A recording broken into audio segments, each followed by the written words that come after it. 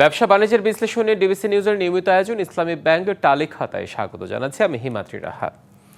7 মাস আগে মে মাসের 14 তারিখ বাংলাদেশ ব্যাংক আনুষ্ঠানিকভাবে ডলারের বাজার ভিত্তিক বিনিময় হার চালুর ঘোষণা দেয়। তবে বাজার ভিত্তিক হলেও খুব একটা তারতম্য নেই দামে। তবে উন্নত দেশগুলোর জন্য এটি কার্যকর হলেও আমাদের মতো আমদানি নির্ভর অর্থনীতির দেশের কিছুটা উল্লেখযোগ্য প্রভাব আছে, বিশেষ করে ঋণ পরিশোধ কিংবা আমদানি বাণিজ্যের ক্ষেত্রে। দর্শক, এসব নিয়ে আজকে আমাদের আলোচনার বিষয় ডলারের দাম বাজার ভিত্তিক হলে ক্ষতি কি। আলোচনা করতে আমাদের সাথে ভার্চুয়ালি যুক্ত আছেন consolidated trading and manufacturing company private লিমিটেডের finance director Mohammad Zillur Rahman এবং ব্যাংকার ও আর্থিক খাত বিশ্লেষক রাহেল আহমেদ। আমরা ফিরছি আলোচনায়। আমরা শুরুতে একটু বাস্তবতাটা একটু জানতে চাই মোহাম্মদ জিল্লুর রহমান আপনার কাছ থেকে। আপনার দুজনকে স্বাগত আমাদের টালি খাতায়। জিল্লুর রহমান, প্রথমে আপনার কাছে যে বিষয়টি জানতে চাই যে ডলারের দামটা বাজার ভিত্তিক করা হয়েছে প্রায় 7 মাস আগে। মাঠের প্রেক্ষাপটটা কি, আসলে বাস্তবতাটা কি বলছে সেখানে? বাজার ভিত্তিক করার কারণে ইতিবাচক বা নেতিবাচক কোন জিনিসটা আসলে দেখা যাচ্ছে? আমার যেটা হচ্ছে যে আমরা বাজার ভিত্তিক করলাম, কিন্তু বাজার মার্কেট যখন ফল করে সেই আমরা ডলারের দাম কেন ফল করবো না, সেটা হচ্ছে একটা বিষয়। গতকালকেও দেখলাম যে কেন্দ্রীয় ব্যাংক ডিক্লারেশন করেছে লাস্ট 6 মাসে তারা প্রায় 304,65,00,00,000 ডলার বাণিজ্যিক ব্যাংকগুলো থেকে কিনছে। কিন্তু এত পরিমাণ রেমিটেন্সও আসছে এবং আমাদের কাছে ডলার রিজার্ভও বেড়েছে। তো আমরা যদি ডলার রিজার্ভ, রেমিটেন্স সবকিছুই বাড়বে, তো আমরা ডলারের দামটা কেন রিডিউস করতে পারবো না? সেই ক্ষেত্রে তো আমরা তাহলে আমদানিকারকরা কিছুটা হলেও সুবিধা পেত। এখন আমরা যদি মার্কেটটাকে ডলার বাজার ভিত্তিক রাখার জন্য যেটা শুরুতে 6 মাস আগে ছিল সেই প্রেক্ষাপটটাই যদি ধরে রাখলাম, তাহলে লাভটা কি হলো? বাজারে যদি ফল করে তাহলে আমরা তো মার্কেট ফল করাতে হবে নাকি? এটা হচ্ছে আমার বিষয়, যে আমরা বাজার ভিত্তিক করলাম কিন্তু রেটটা একটা জায়গায় স্থির হয়ে রইলো, তাহলে তো কোনো লাভ হইলো না। বেনিফিট যারা হচ্ছেন, যারা এক্সপোর্ট করছে তারাই বেনিফিটেড হচ্ছে, অর্থাৎ এবং রপ্তানির ক্ষেত্রে যারা হ্যাঁ হ্যাঁ বলুন, আপনি যেটা বলছিলেন বলুন। হ্যাঁ, আমি বলছি রেমিটেন্স যোদ্ধারা হয়তো বেনিফিটেড হচ্ছে, কারণ তারা দেশের জন্য টাকা পাঠাচ্ছে, তারা সেই অনুযায়ী পয়সাটার মূল্যায়ন পাচ্ছে। কিন্তু আমরা যারা আমদানিকারক, আমদানি করতে গিয়ে, আমরা ইম্পোর্ট করতে গিয়ে তো আসলে ডলার যদি একই থাকে, বাজারে যদি ডলার পরিমাণ বেড়েই গেল কিন্তু রেট ফল করলো না, তাহলে তো কোনো লাভ হইলো না। সেটা হচ্ছে বিষয়। অর্থাৎ আমদানি বাণিজ্যের ক্ষেত্রে একটা নেতিবাচক প্রভাব এখনো রয়ে গেছে, এটা আসলে এখনো কোনো সমাধানের জায়গায় যায়নি। রাহেল আহমেদ, আপনি নিশ্চয়ই আমাকে শুনতে পাচ্ছেন। আপনার কাছে একটু ফিরতে চাই। যেমনটি বলছিল মোহাম্মদ জিল্লুর রহমান, উনি একজন আমদানিকারকও বটে, ওনার কাছ থেকে আমরা আসলে মাঠের চিত্রটা জেনে নিলাম।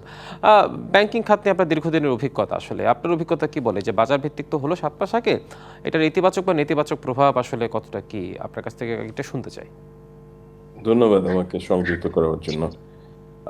আসলে জিল্লুর ভাই যে কথাটা বলেছেন, উনি ওনার পয়েন্ট অফ ভিউ থেকে ঠিক আছেন, বিকজ উনি একজন আমদানিকারক বলে আমি জানি। সো ওনার জন্য এখনো পিঞ্চটা রয়ে গেছে কিছুটা হলেও। বাট আমরা যখন কেন্দ্রীয় ব্যাংকের একটা নীতি নিয়ে কথা বলছি, কেন্দ্রীয় ব্যাংকে কিন্তু তাকে সার্বিক পরিস্থিতিটা মূল্যায়নে নিতে হয়, এবং আমাদেরকে একটা জিনিস মাথায় রাখতে হবে, সেটা হচ্ছে যে ব্যাকড্রপ অফ দ্য সিচুয়েশন। এই ব্যাকড্রপটাতে আমরা 2022-23-এ বাংলাদেশের যে আমাদের বৈদেশিক মুদ্রার রিজার্ভ নিয়ে যে একটা বিপজ্জনক অবস্থায় চলে গিয়েছিলাম আমরা, সেই জায়গাটাকে মাথায় রেখে এবং রেমিটেন্সের সরবরাহ প্লাস আমরা দেখেছিলাম যে ওই সময়টাতে হুন্ডি, যেটা বলি আমরা সাধারণ ভাষায়, যে সরকারি চ্যানেলের বাইরে বা আইনি চ্যানেলের বাইরে যে রেমিটেন্সের প্রবাহটা, সেটা অনেকাংশে বৃদ্ধি পেয়েছিল। তো এই প্রত্যেকটা জিনিসকে মাথায় রেখে কিন্তু সেন্ট্রাল ব্যাংকে কাজ করতে হয়, এবং সেন্ট্রাল ব্যাংক আজকে যেই ইন্টারভেনশন, আমি শব্দটা ইউজ করছি, যে ইন্টারভেনশনটা ওনারা করছেন, এই ইন্টারভেনশনটা কিন্তু আমার ধারণা মতে, আমাদের অভিজ্ঞতার ধারণা মতে আমরা মনে করি এটা স্বল্পকালীন হবে। এবং এটা করবার পিছনে কারণটা খুব সিম্পল, সেটা হচ্ছে যে হঠাৎ করে কোনো ধরনের শার্প অ্যাপ্রিসিয়েশন যাতে টাকা ডলারের না হয়, বিকজ তাতে গিয়ে যেটা হবে যে আমাদের এখনও কিন্তু এক্সপোর্টটা ডাইভার্সিফাইড না, আমরা একটা কনসেন্ট্রেটেড এক্সপোর্টের উপরে দাঁড়িয়ে আছি। আমাদের যে বৈদেশিক মুদ্রার দুটো যোগানের জায়গা আছে মূলত, একটা হচ্ছে এক্সপোর্ট, আরেকটা হচ্ছে আমাদের রেমিটেন্স। রেমিটেন্সের ক্ষেত্রে কিন্তু আমরা গত 1.5 বছরে একটা বড় ধরনের সফলতা দেখতে পেয়েছি, যে এখন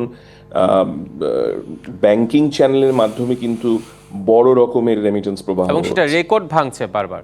এবং এটা প্রতি মাসেই আমরা দেখছি যে আগের বছরের তুলনায় বেশি হচ্ছে, এবং সেই জায়গাটাতে এখন যদি টাকার অবমূল্যায়ন হয় তাহলে সেই ক্ষেত্রে কিন্তু সেটার রেমিটেন্স যারা পাঠাচ্ছেন তাদেরকে ডিসকারেজ করবে। সো সেন্ট্রাল ব্যাংক স্বল্পকালীন সময়ের জন্য আমি ধরে নিচ্ছি যে তারা সেই মনোবলটাকে ধরে রাখবার চেষ্টা করছেন। আরেকটা বড় জায়গা হচ্ছে আমাদের এক্সপোর্টের ডাইভার্সিফিকেশন এখনো হয়নি, সো ওই এক্সপোর্টের কম্পিটিটিভনেসটা ধরে রাখবার জন্য করছেন। এবং আরেকটা জিনিস মাথায় রাখতে হবে যে এফএক্স রিজার্ভের একটা আইএমএফ এর দেয়া কিন্তু শর্ত আছে যে আমাদের রিজার্ভ কোন জায়গায় থাকতে হবে ওইটা মেনটেন করবার জন্য। সো এই যে একটা স্বল্পকালীন মেয়াদে যে ওনারা ইয়েগুলো করছেন, ইন্টারভেনশনগুলো করছেন, সেইটা আমার মনে হয় এই দিকগুলোকে মাথায় রেখেই ওনারা করছেন। এবং এইটা যদি আবার বেশি লম্বা সময়ের জন্য ওনারা করতে থাকেন তাহলে আমি একমত হব জিল্লুর ভাইয়ের সঙ্গে যে সেক্ষেত্রে এখনও তো জানেন আমাদের আমদানি অনেকখানি সংকুচিত আছে। ইম্পোর্টের ক্ষেত্রে এখনও আমাদের আগের বছরগুলোতে যে পরিমাণ ইম্পোর্ট হতো তার তুলনায় আমাদের ইম্পোর্টের লেভেল এখনও অনেক নিচে। এবং আমরা ধরে নিচ্ছি আগামী ফেব্রুয়ারি মাসে ইনশাল্লাহ যদি সব ঠিক থাকে, নির্বাচন হয়ে যায়, একটি নির্বাচিত সরকার যখন চলে আসবে, তখন আমরা লোকাল বলি ওভারসিজ বলি ইনভেস্টরদের কনফিডেন্স কিন্তু আস্তে আস্তে বাড়ার কথা। এবং সেই ক্ষেত্রে তখন ঋণ প্রবাহ থেকে শুরু করে আমাদের বৈদেশিক বাণিজ্যের ক্ষেত্রেও কিন্তু অনেক বেশি ত্বরান্বিত হওয়ার কথা। তখন আমরা ধরে নেব বা আমরা মনে করি বা অভিজ্ঞজনরা তাই মনে করেন যে আমদানির ক্ষেত্রে আরও বৃদ্ধি পেতে থাকবে সেই ইয়েটা। এখন ক্যাপিটাল মেশিনারি ইম্পোর্ট অনেকাংশে কমে আছে, সেই ক্ষেত্রে ইনভেস্টমেন্ট বাড়লে ক্যাপিটাল মেশিনারি ইম্পোর্ট বাড়বে। সো সেই জায়গাগুলোতে তখন কিন্তু আস্তে আস্তে মার্কেটের উপরে ছেড়ে দিতে হবে, এবং মার্কেটই তখন ডিটারমাইন করবে যে what is the ideal rate. নিশ্চয় মার্কেটে তখন আসলে নির্ধারণ করে দেবে। আমরা একটু ফিরতে চাই মোহাম্মদ জিল্লুর রহমান, আপনার কাছে আরেকটি প্রশ্ন রাখতে চাই, সেটা হচ্ছে রাহেল আহমেদ তার দীর্ঘদিনের ব্যাংকিং খাতের অভিজ্ঞতা থেকে বেশ দারুণভাবে ওনার পর্যবেক্ষণটা তুলে ধরেছেন। আপনার কাছে আরেকটা বিষয় যেটি জানতে চাবো সেটা হচ্ছে আমদানি নির্ভর দেশের জন্য আসলে যেখানে আমাদের জ্বালানি এবং বিদ্যুৎটা পর্যন্ত আমদানি করতে হচ্ছে, সেই জায়গায় আসলে বাজার ভিত্তিক ডলারের মানটা কতটা এফেক্টিভ হচ্ছে বলে মনে করছেন বা হতে পারে বলে মনে করছেন? আমরা যেটা হচ্ছে যে বাংলাদেশ ব্যাংকের নিয়মটা আমরা অবশ্যই মানবো। আমরা বাংলাদেশ ব্যাংকের সবসময় একটা শ্রদ্ধার চোখে দেখি যে আহ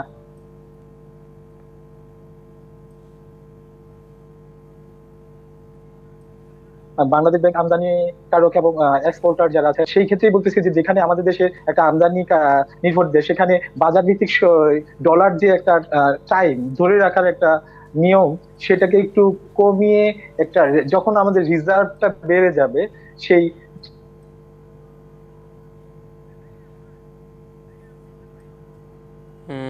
কারিগরি ত্রুটির কারণে হয়।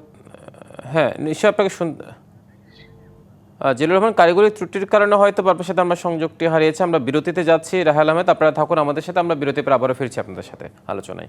দর্শক, ব্যবসা বাণিজ্যের বিশ্লেষণে ব্যবসা নিয়মিত আয়োজন ইসলামী ব্যাংক তালিক খাতা আজ এ পর্যন্ত, সঙ্গে থাকুন।